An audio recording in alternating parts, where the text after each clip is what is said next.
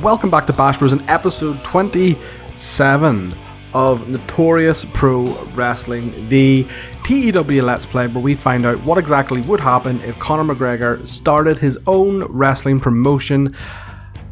And we are here for the King is Back pay-per-view.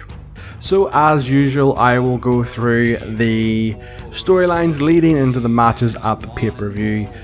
But before we get into that, let's take a look at the news that has happened since you were last here. So let's look at the first news article, which is that Amir Jordan, someone who has recently joined our ranks, has been released from his NXT UK contract. Now, to be honest, I am not overly surprised. Amir Jordan is not a fantastic worker. And to be honest, the main reason why we brought him into NPW was that we just needed a partner for Kenny Williams. So I'm not too shocked by that. It's a good thing for us because it means we will no longer have him clashing or being double booked by NXT UK on nights that we need him. So all in all, put that in the win column for us, I suppose. And then the second piece of news I want to look at is that Becky Lynch and Seth Rollins have broken up in our universe.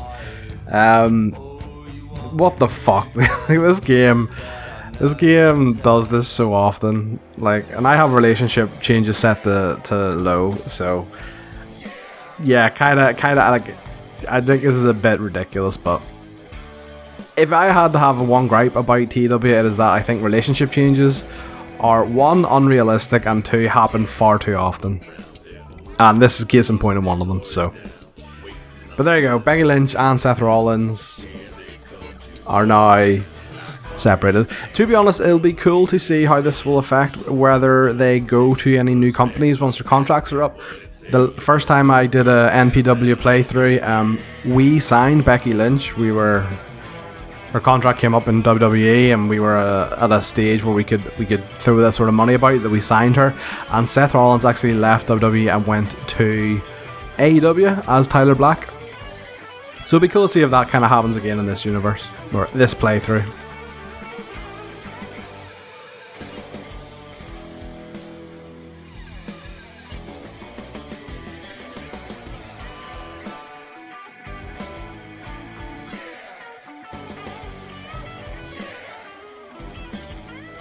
So let's take a look at the matches and the storylines leading in to the King is Back pay-per-view.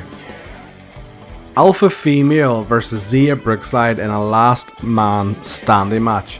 This match comes about after Zia Brookside got an upset win against Alpha Female in the Women's Championship tournament. After the match, Alpha Female attacked Zia, and those injuries led her to losing her next round match against Kaylee Ray. Zia got some sort of revenge, distracting Alpha Female in a tag match with Tessa Blanchard against Maki Ito and Riho, leading to the heels losing the match. And when these two finally faced off on July Week 1's Wanted, Alpha Female, frustrated that she couldn't put Zia Brookside away, got herself disqualified. Zia Brookside, then being the scrappy underdog, asked Conor McGregor for a last man standing match at the pay-per-view, which Alpha Female happily agreed to. One of the semi-final tag team tournament matchups will take place tonight when Grizzled Young Vets take on the Light Coast Gym. Grizzled Young Vets beat Filthy Generation in the last round, where Light Coast Gym beat Birds of Prey. Light Coast Gym recently turned heel attacking Birds of Prey, feeling jilted by Rich Swann, someone that they brought into the company after he left them behind and joined forces with Jody Fleisch. Abandoning their old moniker of the Cyborg Wolves, the Light Coast Gym is now open for business and ready to take on anyone. So can the Grizzled Young Vets put away the Light Coast Gym and their new heelish antics? Kaylee Ray versus Viper in a hardcore match for the NPW Women's Championship. Viper bested Kaylee Ray in the finals to win the title, and then went on to have a successful defense against Maiko Satomura. Just last week, then, Kaylee Ray and Filthy Generation attacked Viper. Whilst Filthy Generation held Viper in place, Kaylee Ray poured thumbtacks into her mouth and superkicked her square in the face, leading to this brutal hardcore match tonight. And finally, in our main event, Pentagon Jr. versus Chris Hero. Pentagon and Sonico have been continuing to sacrifice wrestlers to the Master, including trying to do it to Doug Williams. However, Chris Hero and Easton Reese saved Doug from this attack. The following week then, in tag action, Pentagon pinned NPW champion Chris Hero, earning this title opportunity tonight. And that is the card for the King is Back pay-per-view. So, let's book it, shall we? Okay, and we are back. So, guess what happened? NXT UK were dicks again. Not as bad as it has been previously, but yeah, so...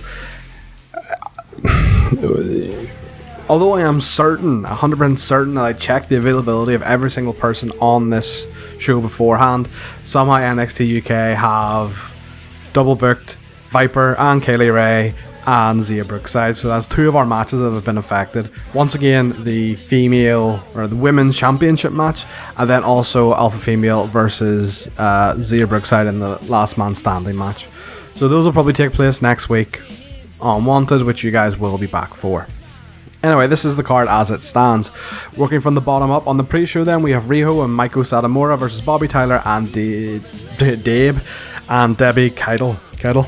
This is again just to give the Joshis a bit of momentum for their feud with Tessa Blanchard. Tessa is taking a small break at the minute, but she will be back, I believe. She is due to come back at the next pay-per-view, which is Wind Your Neck In. Also on the pre-show then, we have Ace and Romo versus the NIC. Again, this is just to give Ace and Romo a bit of momentum. They are a very good tag team and have great chemistry together, and also 2 young guns who are going to be the future of the company. Then on the main show, Grizzled Young Vets versus the Light Goes Gym in one of the semi-final matches. We have the debut of Mark Andrews in a Battle Royale for a future title shot. We then have some storyline dissension in Grado Talent Agency. We have an angle for Alpha Female due to the match being cancelled. Then we have a promo package and the main event itself. So overall, like, I still think this will be a very strong show, although I maybe have made some of the matches a bit too long, but we'll see. Starting with the pre-show. So in a pre-show match, had good wrestling, decent crowd reaction. Riho and Maiko defeated Bobby Tyler and Debbie Keidel in 14:58. Maiko had a 56, which is awesome. Riho had a 48, which is good. Debbie had 39, which is alright, and Bobby had a 26, which is woeful. All in all, a 46 rated match, which is pretty good. On then to the pre-show main event, I guess. In a superb pre-show match, Ace and Romo defeated the NIC in 23-12 in a 51 rated segment, which is a wanted main event, which is awesome. So Carlos Romo had a 53, Ace Austin had a 56. Both are like, that's main event caliber performances there from both guys. Charlie Carter had a 43 and Washington had a 43, which are both very good. And lots of wee bonuses for us as well, which is good. On to the main card then. So an exceptional match. Grizzly Young Vets defeated Light Ghost Gym in 23-25. So Zach Gibson had a 58, which is good. James Drake had a 56, which is good. Kid Lycos had a 40, or Junior had a 44, which is good, probably better than he has been doing. And Lycos had a 52, which is good. 55 overall, which again is awesome. Again, that's a kind of a wanted main event, so it's good to see that our tag division could main event a wanted if need be. So in an in-ring segment, everyone makes their way out for the Battle Royale, and Grado's music hits, and he's happy to announce the newest signing to the Grado Talent Agency, Mark Andrews. As you guys know, Mark Andrews left NXT UK, so we did sign him. So this is his big debut in this Battle Royale for a future title shot. So here is the Battle Royale itself. In a bout that had a fantastic heat and great wrestling, Mark Andrews won the Battle Royale in 2028, with Stevie Boy being the final one eliminated. 55 overall, which again is a main event, wanted main event, so very happy. So afterwards, backstage, while GTR are celebrating, Kenny Williams is showing a bit of dissension. You know, he thought once he signed with Grado Talent Agency, he was going to be, you know, the star of it. So just a bit of dissension there, which may or may not lead to a Kenny Williams heel turn. We'll see. Because, not going to lie, with him and Amir Jordan having zero chemistry, kind of pointless him being in there. Just gonna say. Speaking of zero chemistry, and about that fantastic heat and good wrestling, the Mighty Don't Nail defeated GTA In 1828, when Shane Hayes pinned Amir Jordan with after a Thunder Valley, after a distraction from Joe Henning. So Kenny Williams had a 34, Amir Jordan had a 35, Shane Hayes had a 51, and Mikey Nichols had a 51. So good from Matty Don't Kneel. Mid-card performance from GTA, which is alright. Again, it's just the zero chemistry as partners is very disappointing. So 44 overall, which is alright. So again, Joe Henning interference is to continue that Dynasty feud with GTA, which again will hopefully wrap up in the next couple of weeks. In a backstage segment then, Connor informs Alpha Female that her match won't happen due to NXT UK booking Zaya Brookside. Alpha Female then goes on to just fucking destroy Conor McGregor's office, just smashes it to bits. 81, and that is because Conor McGregor did most of the talking. Then we do a wee promo package just for, Pentagon Jr. versus Chris Hero, 54, which is good. And the match itself, so I made these guys go half an hour, so I don't know how the fuck it's going to go. Both are our best in-ring workers. I would say I would like over 60. So, in an exceptional match, Chris Hero defeated Pentagon Jr. in 27:44 with a Hangman's Clutch, making it defense number 7 for the title. Pentagon had a 60, which is good, but maybe a wee bit shy. Pentagon had a 60, which is awesome, but he can do better. And Chris Hero had a 65, which is just Chris Hero doing Chris Hero things. And overall, the match got a 64, which I'm very, very happy with. So let's finish the show. So, increase our popularity everywhere, which is great, and a 65 overall, which is exactly what I would like. Possibly our best show to date, but I'm not too sure. Okay, so looking at the news coming out of Wanted then, so Big Show is re-signing with WWE. Gotta remember this database started before he actually left and joined AEW. In real life. Awesome Kong is leaving AEW. Is it worth bringing her in? Probably not. She's quite old. Bit brittle. She's not a great road agent, just not terrible.